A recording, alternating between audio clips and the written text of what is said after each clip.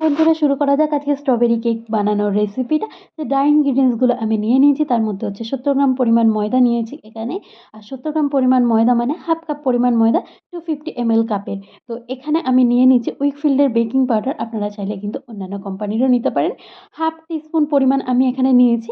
আর 1/4 teaspoon পরিমাণ উইকফিল্ডেরই baking soda আমি এখানে ইউজ করব।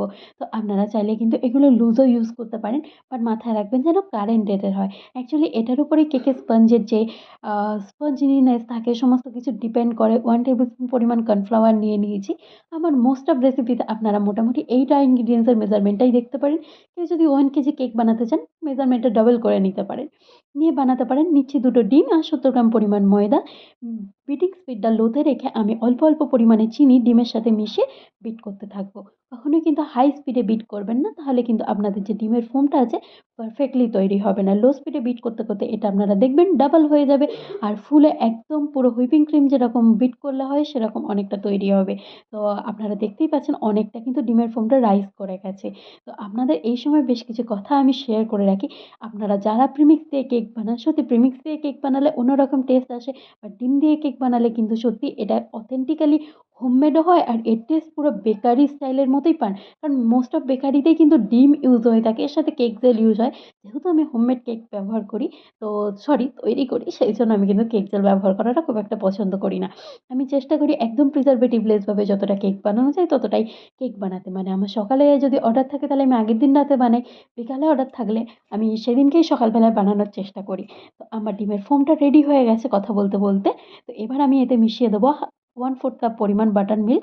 এটা আমি ঘরেই রেডি করে থাকি। দুধের মধ্যে ভিনিগার মিশিয়ে বা লেবুর রস মিশিয়ে আর মিশিয়ে দিচ্ছি 1 টেবিলস্পুন পরিমাণ হোয়াইট অয়েল। আপনারা চাইলে মেল্টেড বাটার এখানে ব্যবহার করতে পারেন। বাট হোয়াইট অয়েলে কিন্তু কেক খুব ভালো রাইজ হয়। আপনারা দেখতে পারেন আর টেস্টের জন্য অবশ্যই বাটার ইউজ করতে পারেন। এখানে আমি মিশিয়ে নেব কয়েক ফোঁটা। এখানে নন্দীর যেহেতু এসেন্স সেইজন্য কয়েক ফোঁটা স্ট্রবেরি এসেন্স। আপনারা চাইলে বুস্ট কোম্পানির ইউজ করতে পারেন বা স্ট্রবেরি ইমালশনও ইউজ করতে পারেন। আর মিশিয়ে নিচ্ছি বেশ কিছুটা লিকুইড পিঙ্ক কালার। যেহেতু স্ট্রবেরি কেক বানাবো সেইজন্য আমি লিকুইড পিঙ্ক কালারটা স্পঞ্জে ইউজ করতে খুব পছন্দ করি। কেকটা যাতে একটু গোলাপি, গোলাপি লাগে সেইজন্য। তো আমি আবার এটাকে ১৫ সেকেন্ডের মতো চালিয়ে একটু লিকুইডই করে নেব, যাতে ড্রাই ইনগ্রিডিয়েন্টস গুলো মেলাতে আমার সুবিধা হয়। আমার যে এই ব্যাটারটা আছে দেখতেই পাচ্ছেন কতটা লিকুইডি হয়ে গেছে। আগের মতো আর অতটা কিন্তু ঘন নেই। তাই বেশি চালাবেন না, বেশি লিকুইডি হয়ে গেলেও কিন্তু সমস্যা হবে। সেইজন্য ১৫ সেকেন্ড থেকে 30 সেকেন্ড মতো চালানোই যথেষ্ট। আমার যে ওভেনটা আছে সেটা কিন্তু আমি 150 টু 160 ডিগ্রিতে গরম হতে দিয়ে দিয়েছি। আপনাদের যে ওভেনে আপনারা বেক করবেন বা গ্যাসে যদি বেক করেন সেই পাত্রটাও কিন্তু আপনারা প্রিহিট হতে দিয়ে দিন ঠিক এই সময়তে। এটা তৈরি করতে আপনার মোটামুটি ৫ থেকে ৭ মিনিট মতো টাইম লাগবে। আর তারপরে আপনি গিয়ে ওভেনের ভিতর ঢুকিয়ে এটাকে বেক করে নিন। আমি সমস্ত ড্রাই ইনগ্রিডিয়েন্টস গুলো খুব ভালোভাবে চেলে নিয়ে খুব লাইট হাতে ফোল্ড করে আমি এটাকে ব্যাটারটাকে রেডি করছি। তো আমি এই ব্যাটারটা বেক করব 6 ইঞ্চের মোল্ডে। প্রয়োজন অনুযায়ী আপনারা কিন্তু 7 ইঞ্চের মোল্ডেও বেক করে নিতে পারেন। অবশ্যই ডিপেন্ড করছে আপনারা কিরকম ধরনের কেক বানাতে চাইছেন, কি ডিজাইনের তার উপরে। ভালোভাবে সিওর হয়ে নেবেন কোনো লাম্প আছে কিনা। আপনারা দেখতেই পাচ্ছেন এর ভিতরে কিন্তু আমার কোনো লাম্প নেই। তো আমার যে বেকিং টিনটা আছে সেটা আমার রেডি করাই আছে আগে থেকে। একটা বাটার পেপার আমি নিচে বিছিয়ে নিয়েছি। আমি কিন্তু এক্সট্রা কোনো তেল-টেল কিচ্ছু লাগাই না। জাস্ট বাটার পেপারটা দিয়ে আমি ব্যাটারটাকে ট্রান্সফার করে দিই, তারপরে আমি বেক করে দিই। কারণ প্রয়োজনই পড়ে না আলাদা করে এক্সট্রা কোনো তেল লাগানোর। আপনারা জাস্ট ছুরি দিয়ে সাইডগুলোকে ছাড়িয়ে নিয়ে তারপরে কেকটাকে স্লাইস করুন। অ্যাজ ইট ইজ আপনারা কেক পেয়ে যাবেন। শুধু যে প্রসেসটা করতে হয় টুথপিক দিয়ে এটাকে একটু ভালোভাবে ঘেঁটে নিতে হয়, যাতে ভিতরে কোনো এয়ার বাবলস না থাকে। এয়ার বাবলস থাকলে কেকের ভিতরে সমস্যা হতে পারে। বেক হয়ে যাওয়ার পরে আপনারা দেখতেই পাচ্ছেন কেকটা কতটা রাইজ হয়েছে, কতটা স্পঞ্জিনেসও এসছে। আমি এবার কেকটাকে মোল্ড আউট করে দিচ্ছি। ছুরি দিয়ে আমি আগেই সাইডগুলো ছাড়িয়ে নিয়েছিলাম। মোল্ড আউট করে নেওয়ার পর উপরে যে বাটার পেপারটা আছে সেটা আমি হালকাভাবে তুলে নিলাম। আর আপনারা কেকের স্পঞ্জিনেস, জালি সমস্ত কিছুই কিন্তু দেখতেই পাচ্ছেন। উপরে যে লেয়ারটা আছে সেটাকে আমি বাদ দিয়ে দেবো। না বাদ দিতেও পারেন। বাচ্চাদের দিয়ে দিন, বাচ্চারা এটা কিন্তু খুশি মনে খাবে। আমি এটাকে ৩ টে লেয়ারে ভাগ করে নিচ্ছি। আপনারা চাইলে ২ টো বা ৪ টে যেরম ইচ্ছা ভাগ করে নিতে পারেন। আর এবার আমি তৈরি করে নেব ট্রফোলাইটের হুইপিং ক্রিম। এখানে আমি নিয়ে নেব প্রায় 230 টু 200 ml পর্যন্ত একটা হুইপিং ক্রিমের লিমিট থাকে আমাদের হাফ কেজি কেক তৈরি করার ক্ষেত্রে। সেক্ষেত্রে আমি এখানে 200 ml ই নিয়ে নিই। কারণ আমার ফ্রিজে বেশ কিছুটা কেক আছে, এই সরি কেকের ক্রিম আছে অলরেডি সেইজন্য। তো আমি এই ক্রিমটাকে মেজারিং যে স্কেল আছে তাতে মেজার করে নিয়ে নিচ্ছি। 27 গ্রাম মতো পড়ে গেছে, 210 গ্রাম মতো পড়ে গেছে। তো আমি এবার এটাকে সিল করে আবার ফ্রিজে পুরে দেবো। আমি কিন্তু এটাকে নরমাল ফ্রিজেই রাখি ফ্রিজার থেকে বার করার পরে। যতক্ষণ না শেষ হচ্ছে প্যাকটা আমার কিন্তু ঠিকঠাকই থাকে। আর ট্রপোলাইট ব্র্যান্ডের ক্রিম কিন্তু ভীষণই ভালো একটা ব্র্যান্ডের ক্রিম। তো আমার দেখতেই পাচ্ছেন হুইপিং ক্রিমটা আমি এইভাবে রেডি করি। এতেও কিন্তু আমি কোনো রকম প্রিজারভেটিভ মেশাই না বা কোনো কিছু মেশাই না।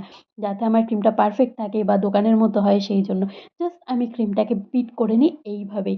ক্রিমটা যতক্ষণ না একদম একটা আনটিল মানে সফট পিকে পৌঁছাচ্ছে, একটু টাইট পিক হয়ে গেছে আমার, আমি তাও এটাকে নিয়ে নিচ্ছি ফ্রিজে রেখে। আর এখানে সুগার ওয়াটার আমি স্প্রে করে কেকের উপরে যে ক্রিমটা আছে সেটাকে লাগিয়ে নিচ্ছি।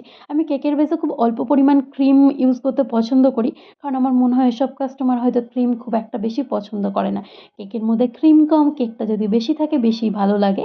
তো আমি এখানে স্ট্রবেরি ক্রাশ লাগিয়ে নিয়েছি। আর সাথে উপরে অল্প পরিমাণে এখানে দিয়ে দিয়েছি হোয়াইট চকোলেটের চিপস। তো আমার কেকের স্পঞ্জটা না ভেঙে গেছিলো। তো সেই জন্য আমি আবার কেকের স্পঞ্জগুলোকে টুকরো, টুকরো করে নিয়ে মাঝের লেয়ারে লাগিয়ে দিয়েছি। লাগিয়ে আমি কেকটাকে ঠিকঠাকভাবে আইসিং করে নিচ্ছি। এরকম করে কেক কিন্তু জোড়া লাগানো যায়। আপনাদের কারুর যদি স্পঞ্জ ভেঙে যায় তাহলে কিন্তু চিন্তা করার কোনো কারণ নেই। কারণ কেক আইসিং হয়ে যাওয়ার পর পুরো পারফেক্ট রেজাল্ট দেবে। আমি চকোলেট চিপসটা দিতে ভুলে গেছি। বাট ঠিক আছে, কোনো অসুবিধা নেই। আমি পরের লেয়ারে দিয়ে দেবো। আমি হালকা করে এখানে ওয়াটার স্প্রে করে নিচ্ছি যাতে খুব বেশি ক্রাম্ব আমার ক্রিমের সাথে না মিশে থাকে। যেহেতু কালারিং ক্রাম্ব, তো সেক্ষেত্রে আমার হোয়াইট যে আইসিং হবে তাতে একটু সমস্যা হতে পারে সেইজন্য। তাই ক্রাম্ব কোটিংটা কিন্তু খুব জরুরি। খুব অল্প পরিমাণ ক্রিম নিয়ে আপনারা ক্রাম্ব কোটিং করে ফ্রিজে রাখুন। এরপর আমি ফাইনাল যে কোট আছে সেটা করছি, দেখতেই পাচ্ছেন। কেক একটা যে কম্ব হয় সেটা দিয়ে আমি এরকম একটা ডিজাইন করে নিয়েছি। আর আমার এই ডিজাইনটা না ভীষণ প্রিয়। ফিনিশিং দেওয়ার ক্ষেত্রে এটা কিন্তু খুব ইজিও হয়। পারফেক্টলি আপনি যখন ফিনিশিং চান কেকের। তো সেইজন্য কম দিয়ে ডিজাইন করুন আর খুব ইজি মেথডে আপনারা ডিজাইন করতে পারেন। বাট সারফেস অনেকেরই প্লেন হয় না। তো সেক্ষেত্রে আপনারা কিন্তু প্যালেট নাইফটাকে একটু লাইট গরম জলের মধ্যে ডুবিয়ে সারফেসের উপরে স্ক্র্যাব করুন। এরকম একটা ডিজাইন চলে আসবে। আর তারপরে আপনারা কিন্তু আইসিং করতে পারেন। নতুন, নতুন যারা করছেন তাদের একটু অসুবিধা হতে পারেন। বাট যারা অভ্যস্ত তাদের খুব একটা মানে অসুবিধা হয় না। তো আমি তাও ভালোভাবে ফিনিশিং করে নেয়ার চেষ্টা করছি মোটামুটি কেক কম্বের সাহায্যে, যাতে আমার কেকটা পারফেক্টলি তৈরি হয়। আমি এখানে ব্যবহার করব নিউট্রাল জেল। নিউট্রাল জেল আপনারা চাইলে বাড়িতেও তৈরি করে নিতে পারেন। দেখতেই পাচ্ছেন আমি নিউট্রাল জেল এখানে স্ট্রবেরি এসেন্সের সাথে রেড ফুড কালার মিশিয়ে এখানে নিউট্রাল জেলটা রেডি করেছি। নিউট্রাল জেল এক ধরনের একটা সুইট জেল, যেটা আপনারা বেকারি শপে পেয়ে যাবেন। যেখানে বেকারি স্টাইলের কেক তৈরি করার সমস্ত জিনিস আপনারা পেতে পারেন। তো আমি এখানে না একটা হাফ সার্কেল মতো ড্র করে কিছু ড্রিপস ডিজাইন করে নেব। করে তার উপরে যে নিউট্রাল জেলটা আছে আমার রেড কালারের সেটা ছড়িয়ে দেবো। নিউট্রাল জেলের রেসিপি কেউ, কেউ দেখতে যদি চান তাহলে কিন্তু আমাকে কমেন্ট করে জানাতে পারেন। আমি আমার চ্যানেলে এটাকে আপলোড করতে পারি। আমি ড্রিপসটা ভালোভাবে রেডি করতে চাইছি, বাট আমি এখানে যেহেতু কোনো জল মেশাইনি নিউট্রাল জেলের সাথে, সেইজন্য ড্রিপসটা খুব ভালোভাবে আসছে না। বাট কিছুক্ষণ পরেই এটা ড্রিপসটা নিচে নেমে যাবে। সেইজন্য মাথায় রাখবেন যখন কোনো জল কালারের সাথে নিউট্রাল জেলে ইউজ করবেন, লিকুইড কালার ইউজ করলে তাহলে কিন্তু আপনার হোয়াইট ক্রিমের উপরে ওটা কিন্তু পরে অনেক সময় বেয়ে আসতে পারে। তো সেইজন্য লুকসটা নষ্টও হয়ে যেতে পারে। তাই যতটা সম্ভব চেষ্টা করবেন, যদি পুরো কভার না করেন নিউট্রাল জেল দিয়ে কেক, সেক্ষেত্রে লিকুইড কালার বা লিকুইড যে অন্য কোনো লিকুইড আইটেম যদি এর ভিতরে ব্যবহার করেন জল জাতীয়, যাতে না ব্যবহার করা হয়। তাহলে কিন্তু আপনাদের কেকের ফিনিশিংটা ঠিকঠাক থাকবে। আমার একটু জেলটা কম, কম মনে হচ্ছিল কারণ আমি একদম ফুল রেড টাইপের ডিজাইন চাইছিলাম। তো সেইজন্য আমি আরেকটু নিউট্রাল জেল এর উপরে অ্যাপ্লাই করে দিচ্ছি, যাতে অনেকটা বেশি জেলি, জেলি দেখতে লাগে কেকটা আর ফিনিশিংটা পারফেক্টলি আসে। এই কেকটার প্রাইস আমি নিয়েছিলাম 350 মতো। যেহেতু একটা 1 পাউন্ডের কেক আর এর ভিতরে আমি হোয়াইট চকোলেট চিপস ইউজ করেছি, স্ট্রবেরি ক্রাশ ইউজ করেছি, সেইজন্য আপনারা এরিয়া ওয়াইজ এটারও কিন্তু প্রাইস নিতে পারেন। আর আমি এখানে কিন্তু রিয়েল ক্যান চেরিও ইউজ করেছি। একটা 1 এম নোজলের সাহায্যে এইভাবে আমি রোজেট ক্রিয়েট করে নিচ্ছি।